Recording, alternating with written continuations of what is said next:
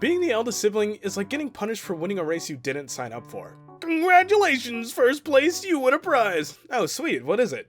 You get to be the first at everything, like going to school and getting your driver's license and graduating. Not only that, but once the little munchkins that come after you gain sentience, you have a built-in squad of minions that'll do your bidding. But on the other side of the coin, this is my brother Gideon. He's the youngest child, and he's kind of like a mini version of me, except he actually acquires maidens. Now, I could have sworn there was another one around here somewhere. Oh, right, the middle child. This is my sister Naomi. She's the artist of the family, and she's also a really good cook, though I'll never admit it. Being the eldest child has taught me a bunch of things, like how to lead a team and how to put people before myself, and I wouldn't change that for the world. But when I take a look at how I grew up and compare it to how they're growing up, god damn, they've got it easy. I love my siblings, but they also don't appreciate the sacrifice that was coming before them. Sure, mom and dad are completely sane and normal now. Sane?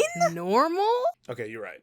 But like compared to back in the day, when I was growing up, I went to bed at 8 p.m. on the dot religiously, 24/7, 365 until I was in high school. Didn't matter how old I got or how much I begged and pleaded and cried, the fierce deity that was my mother would subject me to early bedtime until I was almost old enough to drive. But Dono, on average, children need more sleep. Not cite the deep magic to me, witch. I was there when it was written. I started to notice these differences in our upbringings one night when I came home from college. Shouldn't you be in bed? No, I don't have to be in bed till 11.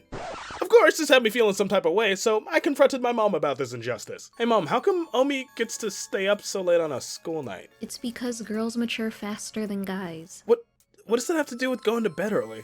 Well, she gets out of bed in the morning easier.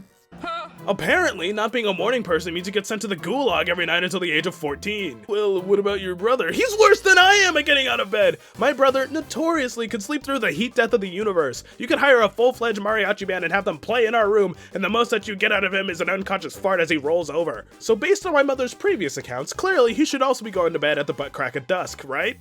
Nope! What are you doing? Hanging out. Isn't it a school night? I still have another half an hour till my bedtime. His bedtime is at 10:30 p.m. and I just got done taking him to his registration for middle school. I don't get it, man, but maybe it's because they can't tell us apart? I don't know if this happens to you guys, but if one of my parents asks me to do something, for whatever reason, they cannot get my name right. Get it done. Son, hand me that package over there. You've known me for a staggering 21 years, and you still can't tell me apart? I'm the original! Sure, it happens the other way around too, but come on, guys. I'm over here with hair triple the length of his, grabbing a bottle of Malibu off the top of the fridge, and you still mix me up with a munchkin whose voice is starting to break? At that point, I don't want to do it, purely out of spite. I'm a firm believer that parents start giving up when they have their second child and completely throw in the towel when they have their third. I remember when I was a sophomore in high school, I really screwed something up. Like, I failed to strap Harambe in a bulletproof vest that day or something. But to this day, I still can't remember what I did wrong. My parents confiscated my phone and replaced it with an old school 1990s flip phone for an entire week. It could barely play the old-fashioned version of Snake, and texting on it took at minimum 5 times longer than any other phone because you had to push the button multiple times just to get to the right character. I looked like I was a member of the mafia carrying around a burner or something, but anyways, the phone wasn't even that bad. This wasn't the only extreme punishment that I went through. Again, no idea what I did wrong, but my dad was infuriated with me. If it needed batteries, poof, gone. You gotta plug it into the wall, sent straight to the Shadow Realm. And for an entire month, I went without video games, television, the whole nine. Fast forward to a few days ago, Gideon forgets to clean the bathroom.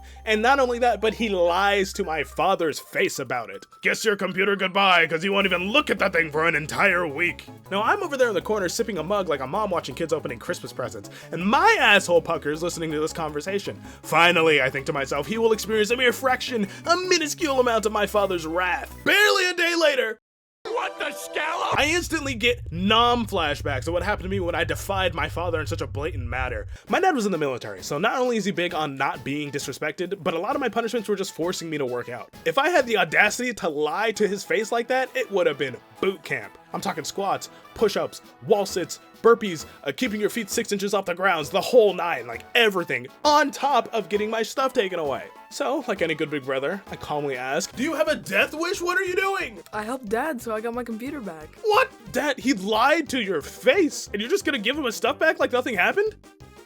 Oh, for real? On God? Just like that. You've grown soft, old man. Being the oldest also meant that I was a guinea pig. My mother is a phenomenal cook. Like, if she wanted to start beef with Gordon Ramsay, I'd be right behind her, trash talking and making an obligatory idiot sandwich reference. But when I was younger, she was a dubious food making novice. If you ever ask her or my father about any of this, they will wholeheartedly deny it. But look in my square shaped whatever the hell you want to call these. She made me consume Hamburger Helper on a nearly daily basis. Hamburger Helper is what Satan concocted alongside the DMV and people who don't tip at restaurants. Like, if I was a Pokemon and you used Hamburger Helper on my ass, I'd fold like a fancy napkin at a restaurant. Basically, it's noodles in like some kind of whack-ass sauce, and then they put ground beef into it, and it doesn't taste good, but for some reason, people love that shit. I get physically sick thinking about eating this garbage, but for some reason, everybody says that I'm crazy. Crazy? I was crazy. While my siblings grew up on 3 Michelin star meals, I was over here relentlessly enduring that gloved menace's noodle-shaped vomit. The only reason my mom got to the level she's at today was thanks to the abuse my taste buds endured and the wisdom of Rachel Ray. God bless you, Rachel Ray. You single-handedly saved me and my siblings. If only she could have saved me from looking like this, though.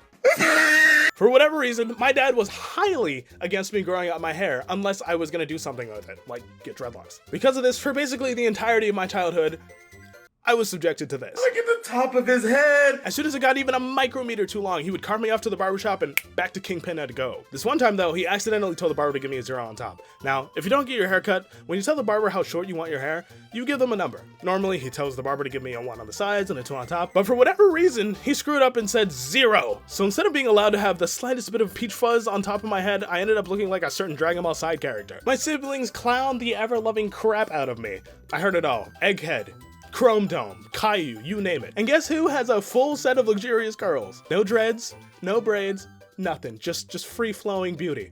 Yep, I definitely feel some type of way for my siblings having it easier, but at the same time, I salute my younger self for being able to create the ease of living that they experience now. And don't get me wrong, I love my parents and I think that they did a pretty decent job, but for f***'s sake, man, let my head hit the pillow after the sun hits the horizon.